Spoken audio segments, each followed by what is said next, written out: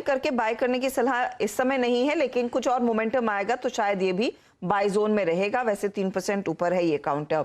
मानस, Asian paint पर आपकी राय, 3,398 के लेवल्स।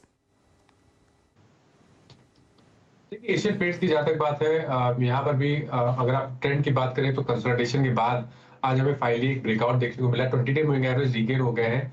मेरा समझ है कि करीब 50 से 60 रुपए का आपको देखने को मिलेगा। 3450 3460 तक किस तरह देखने को मिल सकते हैं। करंट लेवल्स पे खरीदारी करिए और एक छोटा सा स्टॉप लॉस, बहुत क्लोज स्टॉप लॉस है, वो 3370 के स्टॉप लॉस यहाँ खरीदारी करनी है। टारगेट 3450 3460 के रहेंगे। 2060 का स्टॉप लॉस लगाइए और ये स्टॉक देखिए तेजी पकड़ रहा है। नजरें आपकी, हालांकि जो आप एशियन पेंट में ट्रेड कर रहे हैं कच्चे तेल पे भी होनी चाहिए, क्योंकि वो 103 104 डॉलर के आसपास मंडराता हुआ। तो हेमांग, आपने जब कहा कि बैंकों पर दरअसल अमेरिका में जो हो रहा है उसका असर नहीं देखने को मिलेगा भारतीय बैंकों पर, लेकिन अमेरिका में जो स्थिति उभर कर आई है उसका असर आईटी पर आएगा, और उसी का एक रिफ्लेक्शन हमने पिछले हफ्ते देखा था जब विप्रो, टीसीएस, इन्फोसिस सबकी धुलाई हुई वो वेरिएबल पे की खबर पर। हालांकि कंपनियों ने आकर फिर सफाई दी, लेकिन क्या ये समय ठीक होगा आईटी कंपनियों में पोजीशन लेने का? मेरा ये मानना है कि अगर आप एक मोमेंटम प्लेयर है तो आईटी डेफिनेटली एक स्ट्रॉन्ग पोजीशन में अभी नहीं दिख रहा है, और अगले शायद 1 या 2 क्वार्टर मुझे लगता है कि ये सबड्यूड रह सकता है। और मार्जिन्स वगैरह में हमें डेफिनेटली लगता है कि बॉटम आउट हो चुका है, लेकिन अगर ग्रोथ के अंदर कोई अगले 1-2 क्वार्टर में बड़ा पॉजिटिव ट्रिगर नहीं मिलेगा तो IT as a sector outperform नहीं कर पाएगा। पर अगर आप एक इन्वेस्टर है तो आपको डेफिनेटली मुझे लगता है कि क्योंकि टॉप से लगभग 20-25% जो टॉप के आईटी कंपनीज हैं वो गिर चुके हैं, whether it is Infosys, TCS, even mid cap IT companies में एक बड़ा फॉल देखा है। तो डेफिनेटली एक 6 से 12 महीने की अवधि का अगर आपका व्यू है तो इसमें एक्यूमुलेशन किया जा सकता है, बिकॉज रोटेशन के थियरी के हिसाब से कभी ना कभी ये डेफिनेटली एक पॉजिटिव मोमेंटम दे सकते हैं, बट शॉर्ट टर्म में मुझे लगता है कि इसमें अवॉइड करना चाहिए। ओके, चलिए आईटी पे अगर आप देखें, आपने हेमांग जी का व्यू सुना। मार्केट से डे हाई 17,713 निफ्टी, और निफ्टी बैंक ऑलमोस्ट वो जो हमारी ट्रेजेक्ट्री थी 39,500 की, उस ट्रेजेक्ट्री की तरफ स्लिप होके आ चुका है। इंट्राडे हाई 39,450 का ऑलमोस्ट सुपर स्विंग। अब इस बाजार में और क्या क्या है ट्रेड करने लायक? गौरव बिस्सा जी के सौजन्य से आएगा आज का चार्ट का चमत्कार। गौरव, बाजार देखने में तो आसान है, लेकिन स्टॉक पे रिकमेंडेशन देने के बाद स्विंग निकालना थोड़ा सा मुश्किल होता है। बताइए आप क्या चेस कर रहे हैं इस वक्त? देखिए, अगर आप ओवरऑल स्ट्रक्चर देखेंगे तो ब्रॉडर मार्केट काफ़ी स्ट्रांग रहा है और पिछले 2-3 दिनों में स्टेबल भी रहा है, और आउट परफॉर्मेंस हमको वहीं पे देखने मिल रही है। तो मिड कैप और स्मॉल कैप जो स्टॉक्स है वहाँ पे अभी भी अल्फा आपको जनरेट हो सकता है। लार्ज कैप्स अभी भी सेफ बेट आप कह सकते हैं, लेकिन जो अगर आपको चाहिए क्विक गेन्स मिल जाए तो मैं समझूंगा वहाँ पे एक फ्लिपकार्ट है PCBL, जहाँ पे अगर आप देखेंगे तो काफ़ी एक अच्छा ब्रेकआउट आपको देखने मिला है daily as well as weekly chart में।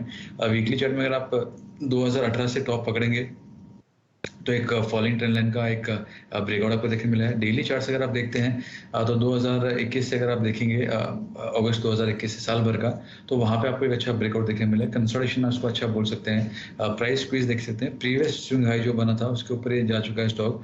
तो यहाँ पे 130 के स्टॉप लॉस से आप बाय कर सकते हैं, 155 के इसमें लक्ष्य होंगे।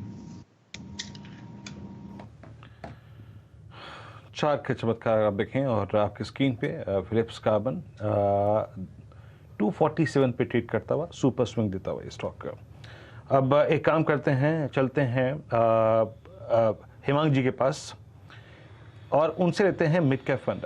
हेमांग जी बताइए, आपको इस वक्त मिड कैप में सबसे ज़्यादा क्या इंप्रेस कर रहा है, क्या चीज़ करेंगे आप?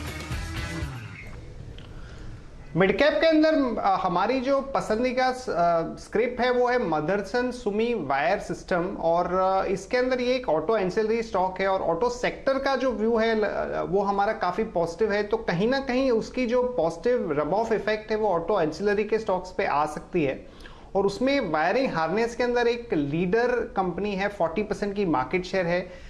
इलेक्ट्रिक व्हीकल के अंदर भी एक कंपनी ने काफी अच्छा इन्वेस्टमेंट किया है, चेन्नई में एक नया असेंबली प्लांट लगाया है। तो मुझे लगता है कि ये कंपनी में डेफिनेटली एक मिड कैप स्टॉक के तौर पे इन्वेस्ट कर सकते हैं, और इसका हमारा जो प्राइस टारगेट है वो लगभग 95 रुपीज का है।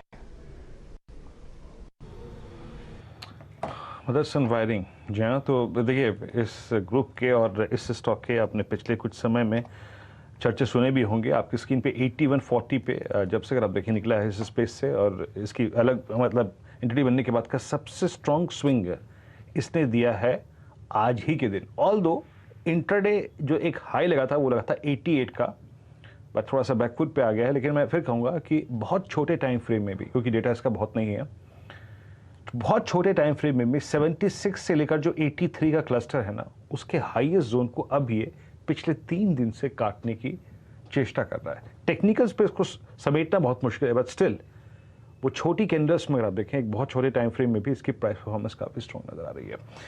बात करेंगे इस स्टॉक के बाद में काफ़ी, लेकिन यतिन के पास चलते हैं और डीलर्स क्या चेज कर रहे हैं इस बाजार में। एक स्ट्रॉन्ग डे और स्ट्रॉन्ग रिवर्सल था मार्केट में लोअर लेवल से, क्या चेज करना चाहिए कुछ देर में बात करेंगे। लेकिन मीनवाइल 39462 पे बैंक निफ्टी डे हाई पर है। एक बार आप लेके आइए अब हेवल्स। मानस, आपको याद होगा सुबह जब हम हॉट स्टॉक्स का डिस्कशन कर रहे थे तो उस वक्त डेडिकेटेड डिस्कशन हुआ था हमारा हेवल्स पे। बात यही हुई थी कि ऐसा अमूमन चार्ट आप लोकेट करने की, सर्च करने की कोशिश करते हो, और आप देखिए क्या गजब का स्विंग मिला। मानस, इसका अगला टारगेट क्या लग रहा है आपको? देखिए इसका जो अगला टारगेट है वो 1420 1425 की रेंज में है। करंट लेवल से भी करीब 20-25 रुपए का आपको अपसाइड देखने को मिल सकता है। तो अपनी पोजीशन में बने रही है, लेकिन ये बिल्कुल सही समय है जहां आपको अपना स्टॉप लॉस रिवाइज कर लेना बेहतर रहेगा। तो आपके स्टॉप लॉसेस अब 1375 के नीचे रहेंगे और टारगेट 1420 से 1425 की रेंज में रहेंगे। तो इसमें एक अच्छी खासी तेजी बनने के पूरे आसार बनते हुए हेवल्स पर नजरें रखिएगा। इंडेक्स भी स्क्रीन पर लेकर आते हैं, 17730 के लेवल्स आ चुके हैं। तो वीरू, अब आपको खिलाना पड़ेगा सभी हमारे दर्शकों, जानकारों को, दर्शकों तक पहुंचेंगे। उम्मीद तो किसी दिन हम पहुंचने की करेंगे। वैसी मोदक उकड़ी वाला जो मुझे लग रहा है आप कल ट्राई करेंगे मार्केट की छुट्टी के दिन। पिछली बारी पूरन पोली अटेम्प्ट की थी, अब की बारी मोदक अटेम्प्ट करिए। मोदक आ चुके हैं। आज मेरे घर से मेरी वाइफ ने मैसेज किया था कि शाम को बहुत भीड़ होती है, मिलता नहीं है, मोदक खत्म हो जाते हैं अमूमन, यहाँ पे लिमिटेड क्वांटिटी में बनते हैं, तो वो आ चुके हैं मेरे घर पे। मुझे लगा आप बनाने की कोशिश करेंगे, बनाने का कोई प्लान नहीं है आपकी बारी? नहीं, मैं हर्षदा मीठा नहीं बनाता हूँ, मुझे मीठा बहुत पसंद नहीं है। मैं बनाता हूँ नमकीन। अच्छा। और नमकीन का बात करने का दिन नहीं है आज, तो इसी से काम चलाइए। चलिए कोई नहीं, लेकिन हाँ, क्योंकि आपका ये टारगेट जिसकी आप बात कर रहे थे वो अचीव हुआ और उसके ऊपर काफी कंफर्टेबली ट्रेड बनता दिखाई दे रहा है। तो मोदक खाने वाला अवसर भी और भी अच्छा बनता, मजबूत बनता दिखाई दे रहा है। चलिए, अब डीलिंग रूम की बात की है तो वहां पर भी मुझे लग रहा है मोदक ही बट रहे होंगे आज की तेजी देखकर। यतिन, आज एक्चुअली मैं थोड़े बहुत व्हाट्सएप ग्रुप्स पे जहां हम अक्सर बातें करते हैं लोगों से, तो एक मेंबर कह रहा था कि आज कुछ चांस है क्या मार्केट के ट्रेडिंग टाइम को एक्सटेंड करने का। तो कभी कहते हैं कि ये एक्सटेंशन कर दो, कभी कहते हैं टाइम घटा दो, बट ये बाजार का नेचर है। और अगर हम बात करें तो फेस्टिव सीजन अच्छे स्ट्रॉन्ग नोट पे शुरू हुई है बाजार के लिए। नई सीरीज जो है वो काफी स्ट्रांग आपको दिखाई दे रही है। डीलिंग रूम्स की अगर आप माने तो 2 स्टॉक्स वो आज डिस्कस कर रहे हैं अपने डीलिंग रूम्स में। सबसे पहले दालमिया भारत और सीमेंट स्टॉक्स में इन जनरल आपको थोड़ी बहुत शॉर्ट कवरिंग भी देखने को मिल रही है। बहरहाल अगर हम दालमिया भारत की बात करें तो यहां डीलिंग रूम्स को लगता है कि 1600 से 1650 तक के टारगेट्स आपको पोजिशनली देखने को मिल सकते हैं। और आज अगर ओपन इंटरेस्ट की बात करें तो 6% से बढ़ा हुआ है। अच्छे वॉल्यूम्स आज इस काउंटर में देखने को मिल रहे हैं बड़े दिनों बाद। तो ये एक स्टॉक फोकस पे है। दूसरा स्टॉक फोकस पे है वो Federal Bank. Mid tier banks की बात हम इतने दिनों से आवाज पे कर रहे हैं, लेकिन ये एक बैंक है जहां आज भी ओपन इंटरेस्ट में लगभग 7-8% का गेन हुआ है। लगभग 65 लाख शेयर्स ओपन इंटरेस्ट में ऐड हुए हैं। और यहाँ 1-2 दिनों के BTST के लिए, यानी 1-2 दिन अगर आप इसको होल्ड करते हैं तो डीलिंग रूम्स का मानना है कि 120 से लेके 122 तक के लेवल्स आपको देखने को मिल सकते हैं। तो काफी अच्छी खरीदारी इन मिड टियर बैंक्स में, खास करके फेडरल बैंक जैसे काउंटर्स में दिखाई दे रही है। और हेमांग जानी भी कुछ देर पहले कह ही रहे थे कि फेडरल बैंक जैसे ट्रेड्स को आप इग्नोर ना करें, क्योंकि वहां पर काफी ज्यादा पोटेंशियल है और बढ़त का। और डीलर्स में भी इस आज उसी स्टॉक को लेकर सबसे ज्यादा चर्चा हुई है। तो लगे हाथ इस पर एक टेक चेक ले लेते हैं।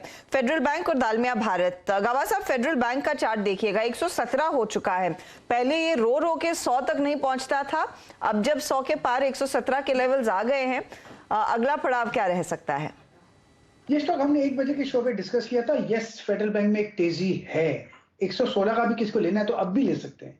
116 का स्टॉप लगाइए। नेक्स्ट टेक्निकलॉजिकल टारगेट 120 रहेगा। न्यू जोन पर ट्रेड कर रहा है तो यहाँ पर तो रेसिस्टेंस तो है नहीं, तो मेरे ख्याल से 120 ही पार कर लेगा, मैटर ऑफ टाइम।